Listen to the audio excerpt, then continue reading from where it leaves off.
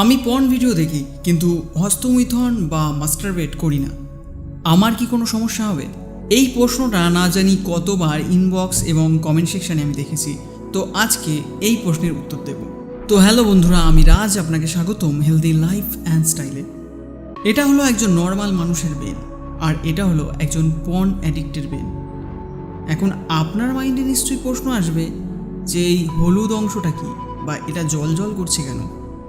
সায়েন্টিস্টরা অনেক বছর ধরে রিসার্চ করার পর এটা জানতে পারে যে একজন ড্রাগ অ্যাডিক্টের ব্রেনে ড্রাগস নেবার পর যে এফেক্ট পড়ে, ঠিক সেম এফেক্ট ব্রেনে পর্ন দেখার পর পড়ে থাকে। মানে একজন ড্রাগস অ্যাডিক্ট আর একজন পর্ন অ্যাডিক্টের ব্রেনে সেরকম বেশি পার্থক্য নেই। আর তাছাড়া শুধু ড্রাগস আর পর্ন অ্যাডিকশান শুধু নয়, যে কোনো অ্যাডিকশানেই সেম এফেক্ট পড়ে থাকে, ইভেন সোশ্যাল মিডিয়া অ্যাডিকশানেরও। এই ভিডিওটা দেখার পর আপনি পর্ন দেখবেন কিনা সেটা একটু ভেবে দেখবেন। আচ্ছা, আপনি কখনো ভেবেছেন কেন আমরা বারবার সোশ্যাল মিডিয়ার অ্যাপসগুলো ওপেন করি? আমরা বই কেন বারবার খুলে দেখি না? এই প্রশ্নের উত্তর সহজ, কারণ স্ক্রল করার সময় আমাদের সকলের ভালো লাগে, আমাদের অসাধারণ ফিলিংস হয়। আর ওই অসাধারণ ফিলিংসের কারণে আমাদের ব্রেন একটা কেমিক্যাল রিলিজ করে, যার নাম হলো ডোপামিন। আর যখনই এই হরমোনস রিলিজ হয়, ঠিক তখন আমরা অসাধারণ ফিল করি।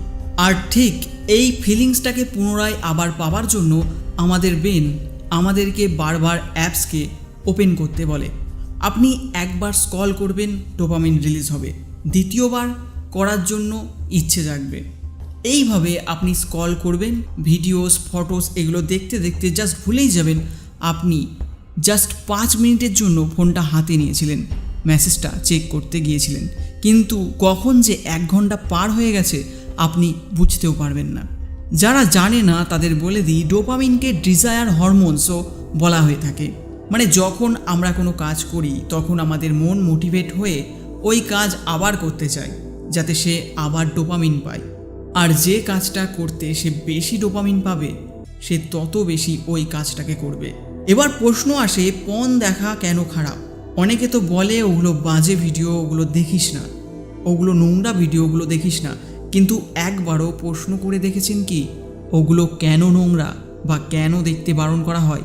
আসলে পর্ন দেখার ফলে আমাদের ব্রেনে বেশি প্রভাব পড়ে।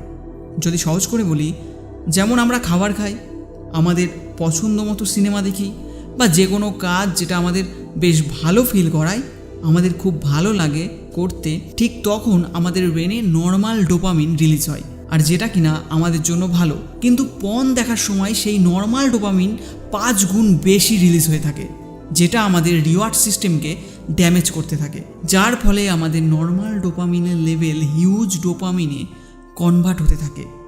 এর ফলে আমাদের মাইন্ডের অভ্যাস হয়ে যায় হাই ডোপামিনের, তখন কিন্তু নর্মাল ডোপামিনে কাজ চলবে না। তাই যখন কেউ প্রথম পর্ন দেখতে শুরু করে তখন সে অসাধারণ ফিল করে, এবং এই ফিলিংসকে আবার পাবার জন্য সে আবার পর্ন দেখে। আর এইভাবে তার যখন অভ্যাস হয়ে যায়, তখন রেগুলার সে যখন পর্ন দেখে তখন একটা সময় তার নর্মাল পর্ন আর ভালো লাগে না, সে আরও ডিপ এবং ডার্ক জিনিস খুঁজতে থাকে। রিসার্চে এটা পাওয়া যায়, যারা অনেক দিন ধরে পর্ন দেখে সে বিভিন্ন ক্যাটাগরি সার্চ করে থাকে, কিন্তু যখন তাদের হাই ডোপামিনের ক্রেভিং শুরু হয় তখন তারা এক্সট্রিম টাইপের পর্ন দেখতে শুরু করে, যেমন রেপস, ব্রুটালি কিছু ভিডিও দেখা শুরু করে, এবং একটা ভিডিও চালিয়ে নিচে আরও স্ক্রল করতে থাকে পারফেক্ট ভিডিওটা খুঁজে বার করার জন্য। আর এটার কারণ হলো ডোপামিনের ক্রেভিংস। একজন ব্যক্তি সিগারেট যখন পান করা শুরু করে তখন সে একটা টান নেয়, কিন্তু যখন সে অ্যাডিক্ট হয়ে যায় তখন তার দিনে 5 থেকে 7টা কোনো ব্যাপার নয়। আর ঠিক এটাই হয় পর্ন দেখা ব্যক্তিটির সঙ্গে। 10 বছরের রিসার্চের পর সায়েন্টিস্টরা এটা জানতে পেরেছিল, ড্রাগসের জন্য ব্রেনের ফ্রন্টাল নটস মানে ব্রেনের বড় অংশ সংকুচিত হতে থাকে। কিন্তু এটাই সেই অংশ যার দ্বারা আমরা ভাবতে পারি, ডিসিশন নিতে পারি। কিন্তু রিসার্চ স্টাডি এটা শো করে শুধু ড্রাগস নিলেই এটা খারাপ হয় না, বরং অনেক বেশি মোবাইল ফোন অ্যাডিকশান আর পর্ন অ্যাডিকশানের দ্বারাও আমাদের ফ্রন্টাল নটস সংকুচিত হতে পারে। আপনাদের মধ্যে অনেকে থাকবেন যারা অনেক বছর ধরে পর্ন দেখে আসছেন, এবং এটা এখন আপনার কাছে নেশার মতো, আর এটা দেখতেও ভালো লাগে। কিন্তু আপনার নর্মাল কাজ করতে বোরিং লাগতে পারে, কারণ আপনার মাইন্ডের অভ্যাস হয়ে গেছে হাই ডোপামিনের।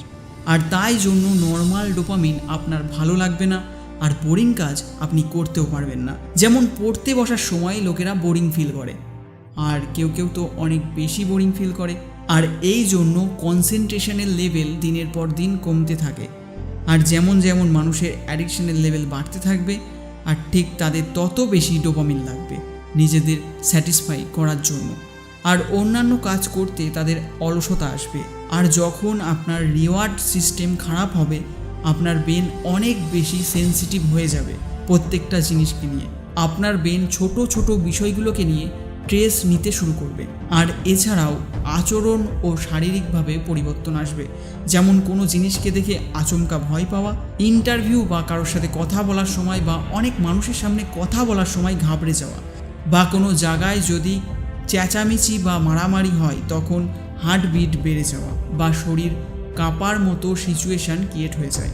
আর এর কারণ হচ্ছে হার্ট এবং নার্ভ সিস্টেম দুর্বল হয়ে যাওয়া, যা কিন্তু পর্ন দেখার ফলে এবং মাস্টারবেট বা হস্তমিথন করলেও হতে পারে। এখন যদি বলা হয় এর কোনো প্র্যাকটিক্যাল সলিউশন আছে কি, তবে অ্যান্সার হলো হ্যাঁ। কিন্তু তার আগে আমরা কথা বলি অ্যাডিক্ট হওয়া ব্রেনকে ঠিক কিভাবে করা যাবে। মানে আজ অবধি যারা পর্ন দেখে এসেছেন তাদের যদি ব্রেন ড্যামেজ থাকে, তবে সেটাকে ঠিক কিভাবে করা যাবে। ব্রেনে যে ডোপামিন রিসেপ্টর শেষ হতে চলেছে সেটাকে ডোপামিন ডিটক্সের মাধ্যমে আবার পুনরায় ঠিক করা পসিবল। এখন আপনি হয়তো ভাবছেন ডোপামিন ডিটক্স কী জিনিস। ডোপামিন ডিটক্সকে ডোপামিন ফাস্টও বলা হয়ে থাকে, যার মানে হলো আপনাকে সপ্তাহে একদিন ডোপামিনের উপবাস রাখতে হবে। মানে ওই দিন আপনার ব্রেনে ডোপামিন রিলিজ হতে দিলে চলবে না, এবং সেই সব জিনিস থেকে আপনাকে দূরে থাকতে হবে যেগুলোর দ্বারা ডোপামিন রিলিজ হয়। যদি পারেন তো এই সময় মেডিটেশন করুন, এক্সারসাইজ করুন, বুক রিড করুন, রাইটিং করুন, কিন্তু এমন কোনো কাজ করবেন না যার ফলে আপনার ব্রেনে ডোপামিন রিলিজ হয়ে যাবে। আর এই কাজগুলো করতে করতে যদি আপনি বোর ফিল করছেন, তবে আপনি জানবেন আপনি সঠিক পথেই চলছেন। টেকনোলজি থেকে দূরে যাচ্ছেন মানে আপনি আপনার ব্রেনকে বোর করছেন।